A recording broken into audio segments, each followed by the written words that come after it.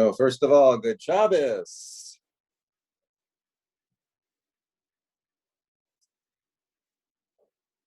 Today, Shabbat Shalom, Shabbat Shalom.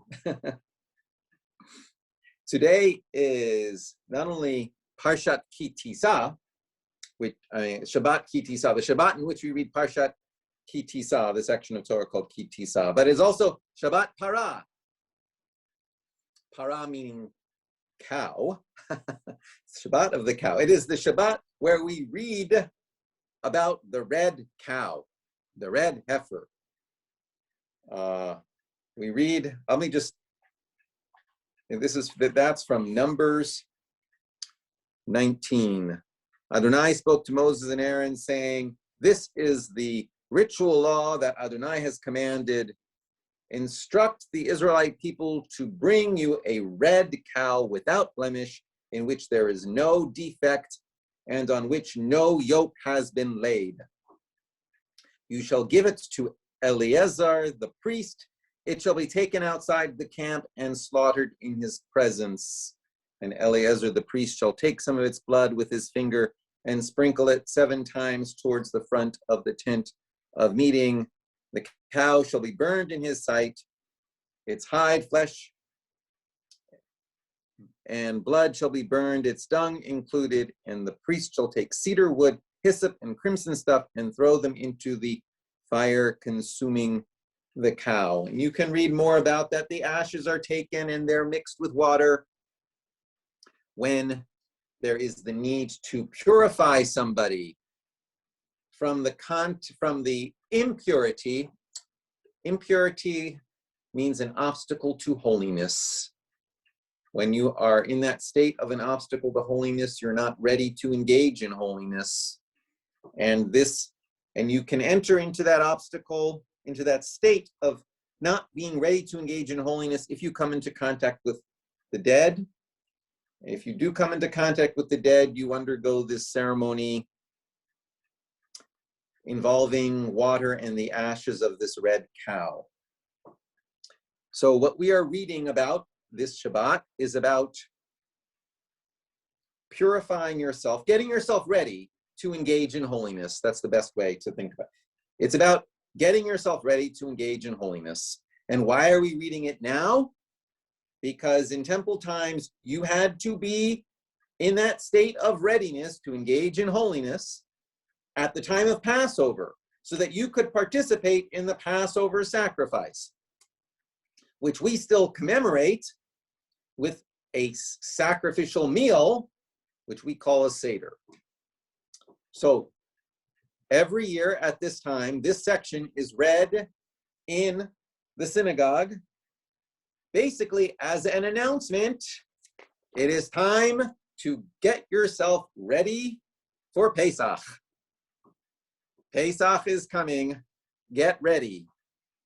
That may mean preparing the ashes of the para aduma, the sacred, the red heifer, the red cow. It can also mean purifying your home, getting rid of all the chametz, buying your Passover food, and purifying your inner self, getting rid of all of that puffiness that puffs us up with pride, all of that chametz. Time to get ready for Pesach. The Parsha Ki Tissa has a lot to say about spiritual preparation also, spiritual life. The Parsha opens with Moses on the mountain. Moses is already up there on Mount Sinai.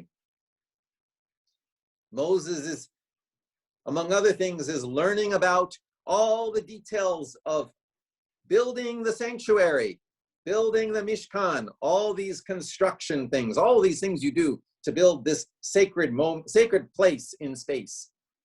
And then all of a sudden, the text says, ach, meaning, but, however, you shall also observe Shabbat.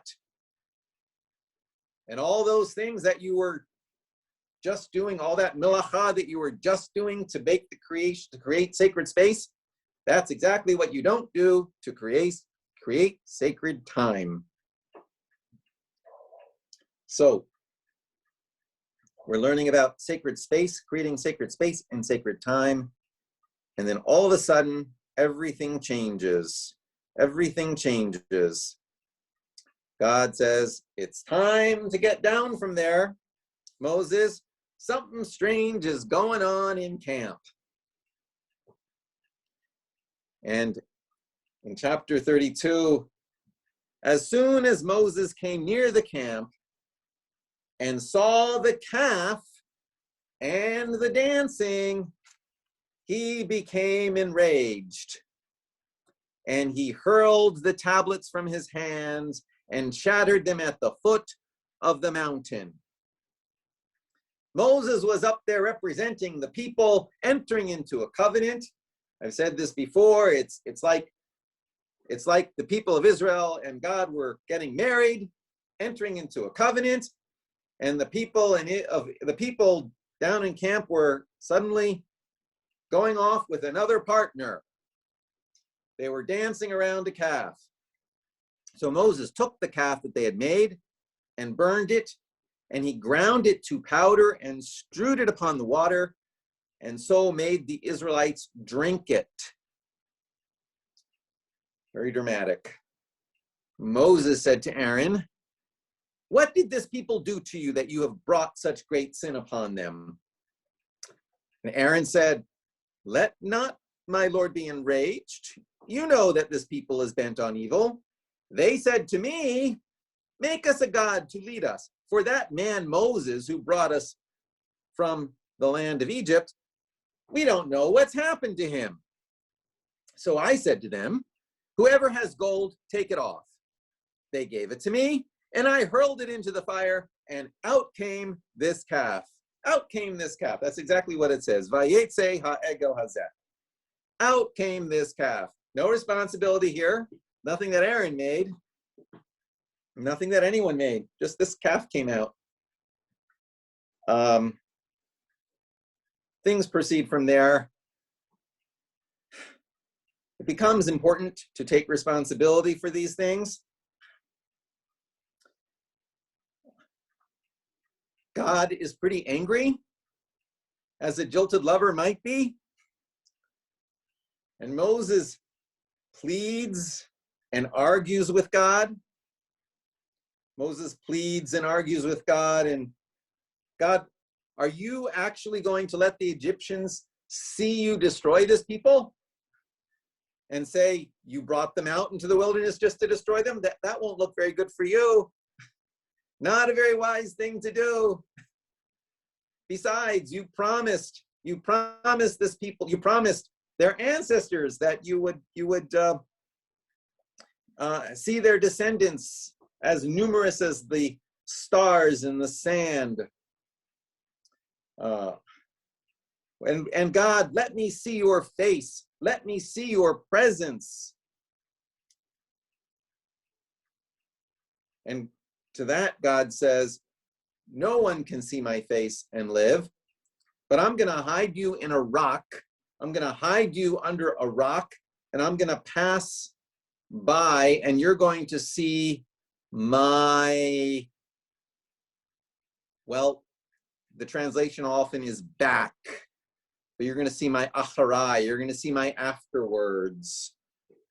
You're going to see my traces. So Moses, you will get to see some aspect of me. And not only that, God says to Moses, okay, we're going to have a do-over. We'll have a do-over. Vayomer Adonai el Moshe, Psal lecha shnei luchot avanim karishonim. God says to Moses, carve 2 tablets of stone like the first, and I will inscribe upon the tablets the words that were on the first tablets, which you shattered. Be ready by morning, and in the morning come up to Mount Sinai and present yourself there to me on the top of the mountain. It's almost like a little blame game there, actually. Moses and God were going back and forth in this parsha about whose people this was anyway. Moses is saying, God, this is your people, you brought them out. God is saying to Moses, Moses, you brought them out, you deal with this. Now God says, these tablets which you shattered, you got to bring up tablets to me, be ready by morning, and in the morning come up to Mount Sinai and present yourself to me on the top of the mountain. No one else shall come up with you, and no one else shall be seen anywhere in the mountain. Neither shall the flocks and the herds graze at the foot of this mountain.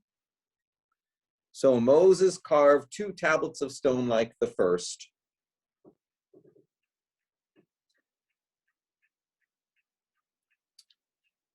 God is giving Moses and the people of Israel another chance. Moses is getting to go up the mountain again. God's going to write these words on the stones, but there's one big difference. The first time, God provided the tablets. This time, we got to provide the tablets. We have to meet God halfway. God is not, it's not going to be the same. This is a do-over. The giving of the Torah is done as an act of forgiveness. So there's great forgiveness in the Torah. That is a huge message in this section. There is great forgiveness in the Torah. The very giving of the Torah is an act of forgiveness. But that doesn't mean things are forgotten. Things are different. We have to bring of ourselves. It's not going to be a one-way street. And that is always true for any type of spiritual life. You have to bring something, you have to put something into it to get something out of it. You don't get something out of it unless you put something into it. So Moses carved 2 tablets of stone like the first, and early in the morning he went up on Mount Sinai as Adonai had commanded him, taking the 2 stone tablets with him. Adonai came down in a cloud. God stood with him there and proclaimed God's name. Vayover Adonai al panav vayikra. God proclaimed Adonai, Adonai el rachum v'chanun erech apayim v'rav chesed v'emet. So Moses does get to see some traces. Moses is hiding in this rock, behind this rock, and is hearing Adonai, Adonai el rachum v'chanun erech apayim v'rav chesed v'yehemet notze chesed le'alafim nose avon v'fesha v'chata v'nakem. Adonai, Adonai, a God compassionate and gracious, slow to anger, abounding in kindness and faithfulness, extending kindness to the 1000th generation, forgiving iniquity, transgression, and sin, yet not remitting all punishment, but visiting the iniquity of parents upon children and children's children, upon the 3rd and 4th generations. Not forgetting, it's not that justice doesn't matter. The consequences, the repercussions go until the 3rd and 4th generations. But the consequences of the kindness go to 1,000 generations. So as much as judgment and justice matters, accountability matters, compassion and loving kindness is far, far predominant, is far greater in the Torah. As harsh as the language of the Torah is, and when you read the Torah on a straightforward basis, the language of the Torah is harsh, but the message is compassion. The harshness goes to the 3rd and 4th generation, the compassion to 1,000. That point, by the way, was made to me by Cantor Balaban, who used to be at Bethel. Some of you may remember, Zichrono Levracha, may his memory be for a blessing. Moses hastened to bow low to the ground in homage and said, if I have gained your favor, Adonai, pray, let the Lord come or go into our midst, even though this is a stiff-necked people. Pardon our iniquity and our sin, and take us for your own. And God said, I hereby make a covenant before all your people. I will work such wonders as have not been wrought on all the earth or in any nation. And all the people who are with you shall see how awesome are Adonai's deeds, which I will perform for you. This, by the way, is one reason why, especially at the high holidays, you hear these words so often. Adonai, Adonai, al-Rachum v'chanun. God, slow to anger, patient, merciful, because we are invoking God's compassion on and on throughout those days, as we do throughout the year, remembering that the accountability goes to the third and fourth generations, the compassion for 1,000. Crucial for ameliorating the harsh language of the Torah. And we read in Deuteronomy that Moses then took these tablets and put them in the ark. The tablets are put in the ark. And the words in Deuteronomy,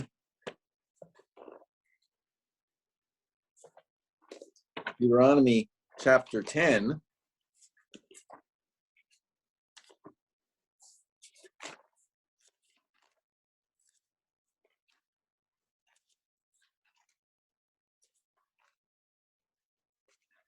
which I wish I put a place. There we go. Adonai said to Moses, carve out 2 tablets of stone like the first, and come up to me on the mountain and make an ark of wood. I will inscribe on the tablets the commandments that were on the first tablets that you smashed, and you shall deposit them in the ark. I will inscribe on the tablets the commandments that were on the first tablets that you smashed, and you shall deposit them in the ark. Well, you shall deposit which in the ark? I will write on the tablets like the ones you smashed, and you shall deposit them. So the Talmud, Midrash in the Talmud tells us that both the tablets and the broken tablets are placed in the ark. The broken tablets too. That brokenness is part of our story. The Torah is given out of forgiveness, as an act of forgiveness, but the acts that lead to it are part of the story too. As Roger Kamenetz writes, taking selections from a poem he wrote, The Broken Tablets, the broken tablets were also carried in an ark, insofar as they represented everything shattered, everything lost. They were the law of broken things, the leaf torn from the stem in a storm, a cheek touched in fondness once, but now the name forgotten. Insofar as a law broken is still remembered, these laws were obeyed. And insofar as memory preserves the pattern of broken things, these bits of stone were preserved through many journeys and ruined days, even, they say, into the promised land. The brokenness of our lives are part of our story too. Our regrets, our failures, the things we wished we did differently. that's part of what's carried too, and they become part of our Torah. They are part of the Torah of the Jewish people. The brokenness as well as the perfect. I've seen this compared to the Japanese art of Kintsugi, which I hope I'm pronouncing correctly. Kintsugi, or golden repair. There is a Japanese art of repairing broken pottery by gluing the areas back together with a mixture of lacquer mixed with powdered gold or silver or platinum. So that if a piece of porcelain pottery breaks, you piece it together and fill in the crack with precious metal, and it becomes another work of art, a different work of art. The crack now is part of the story. Maybe something like the Liberty Bell also. The Liberty Bell wouldn't be the Liberty Bell without its crack. Or the words of Leonard Cohen in a song called Anthem. Ring the bells that still can ring. Forget your perfect offering. Forget your perfect offering. There is a crack in everything. That's how the light gets in.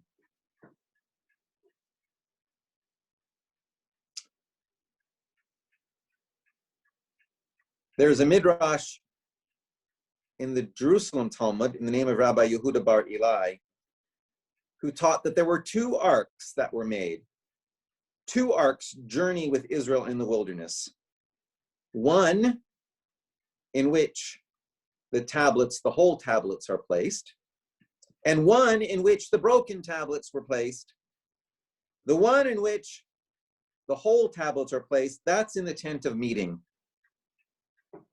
The one containing the broken tablets comes out and goes with the people. Our brokenness travels with us. We're not perfect. And then there's forgiveness. And the Torah itself is an act of forgiveness. All of our teaching is about how to be real in light of the ideal.